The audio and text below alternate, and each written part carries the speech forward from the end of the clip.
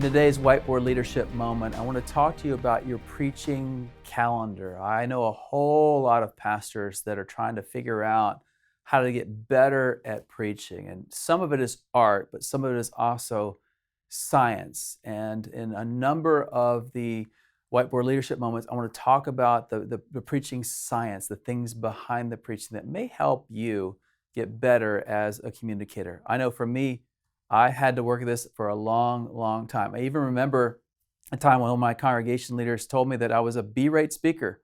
And you know what? Honestly, he was right. I had not worked really hard on this craft. And over time, even though I don't feel like I'm the most gifted communicator in the world, I feel like I've gotten much better as a preacher because of the efforts that others have helped me, the coaching that I've received, and the clues that I figured out along the way. So the first one is in the preaching calendar. I want you to think about this. Here's some steps to take. The first is this, is to list all the weekends for 6 or more months. Now, I know some organizations and some churches that do this for a year, some that do it for 2 years. But the point is that we're not just thinking about tomorrow. There's much more going on in the organization than just the sermon that's coming around next weekend. And so the first thing to do is just take all the weekend dates and put them down. You might also add things like Christmas Eve or Good Friday, but all the times where you know you're going to be preaching a sermon. It could be Wednesday nights for some of the churches as well. The second step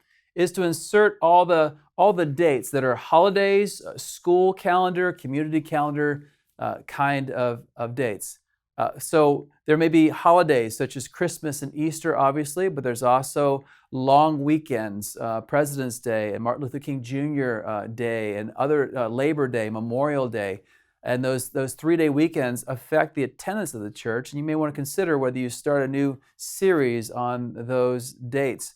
The school calendar matters. I know at our church, we would see a great dip in attendance in October and March because we had 3 school systems feeding into the church, and they all had different break times. And so it was just wise of us to know those kind of things. And then the community calendar.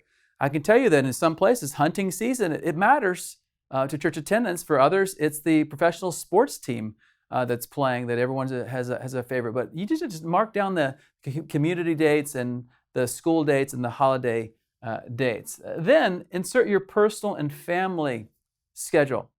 I have found a whole lot of pastors have gotten themselves in trouble because of a kid's birthday or a family celebration or something that's in the routine of the family, the extended family, that they put themselves in the preaching schedule when they could have recognized it way ahead of time and had someone else speak that weekend. It's really important for those of us who work hard in ministry to work hard, do our best, but to put our family first and make sure that we're there for our children's and our spouses' great celebrations of life and the things that matter to family. So just put that on the calendar, give yourself freedom to do that. And then insert your travel.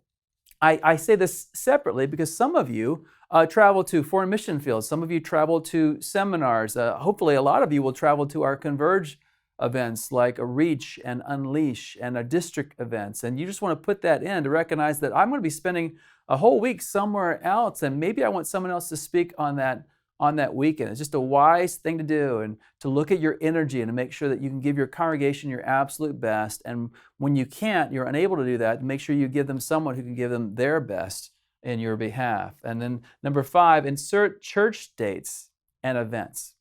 I know churches that have forgotten their anniversary because the new pastors come in and no one told them about it on the calendar. That's a big mistake, coming into an established church and not knowing the anniversary of the church. There are other dates that are really important in the life of a church. It could have been the time you got a building or other things like that. But in church, insert the dates and events in the life of the church. It could be the men's retreat or the women's retreat or the VBS or the summer camp or the mission trip, whatever it may be. Insert those events and make sure that you have those in the context to create a context for your conversations on the weekend. And then finally, insert momentum and maturity pathway events. Here's what I mean. There are certain times of the year and seasons of the year where attendance is up, and the start of school and Christmas and Easter are those kind of things. Sometimes Mother's Day or Father's Day or some other date are really important. Make sure you know those momentum kind of things, but then also think about your maturity pathway. Which weekends are you going to call for people to come to Christ? How about baptisms? How about discipleship? How about the start of small groups or serving weekends or ministry fairs or mission fairs? All those things. Let's try to put those on the calendar before we decide what we're going to speak on so that we can be informed as we speak and as the text allows to talk about the things that are essential and important in the life of the church.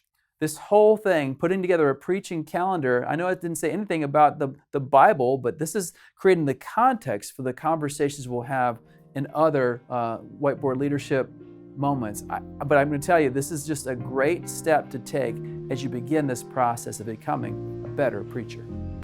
This has been a Converge Whiteboard Leadership moment. To learn more about Converge or to join us, check out converge.org.